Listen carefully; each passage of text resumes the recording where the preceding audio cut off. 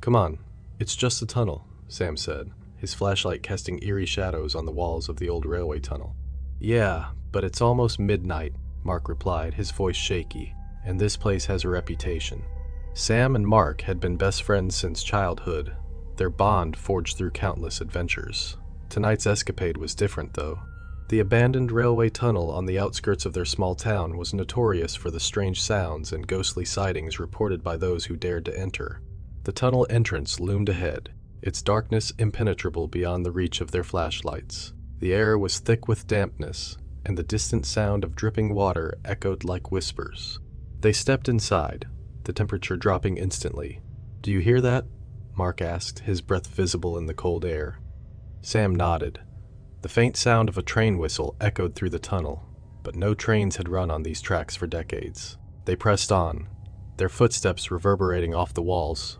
The deeper they went, the more oppressive the darkness became. The walls, covered in graffiti and grime, seemed to close in on them. Then, out of nowhere, a distant light appeared, flickering and growing brighter. "Is that a train?" Mark asked, his voice barely above a whisper. Before Sam could respond, a ghostly locomotive materialized out of the darkness, its headlights casting an eerie glow. The train's wheels screeched against the rusted tracks, and a chilling wind rushed past them as it barreled forward. "Run!" Sam shouted, but the tunnel seemed to stretch endlessly. The train was upon them in seconds, and they dove to the side, narrowly avoiding its path. As they scrambled to their feet, they saw the train come to a stop. A figure stepped off the train, dressed in an old-fashioned conductor's uniform.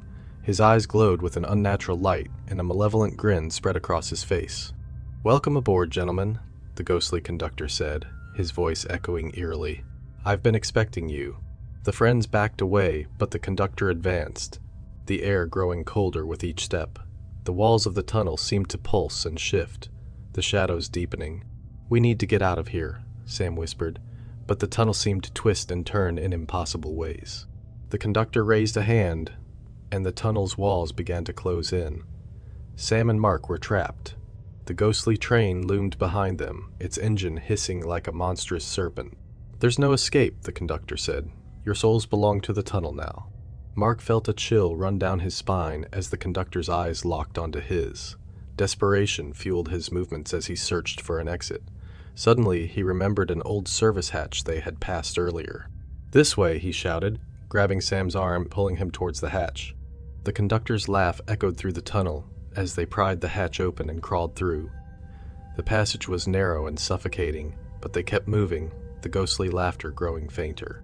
Finally, they emerged into a small maintenance room. The tunnel's oppressive atmosphere was gone, but the fear lingered. "We made it," Sam panted, collapsing against the wall. Mark nodded, his heart still racing. But what the hell was that?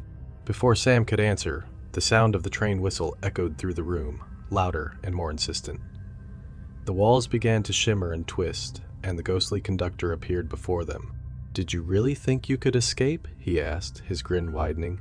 The room's walls closed in, and the friends found themselves back in the tunnel, the ghost train looming ahead. The conductor's laugh filled the air as the train barreled towards them. With no way out, they braced for the impact. But just as the train was about to hit, everything went dark. When they woke up, they were lying outside the tunnel, the first rays of dawn breaking through the trees. They were alive, but the experience had left them shaken. "Was it real?" Mark asked, his voice trembling. Sam looked at the tunnel entrance, now silent and still. "I don't know, but we're never going back in there." Years later, they still couldn't explain what happened that night. The tunnel remained abandoned, its secrets buried in the darkness. But every now and then, on a quiet night, the sound of a train whistle could be heard echoing through the town, a chilling reminder of the ghostly conductor and his eternal watch.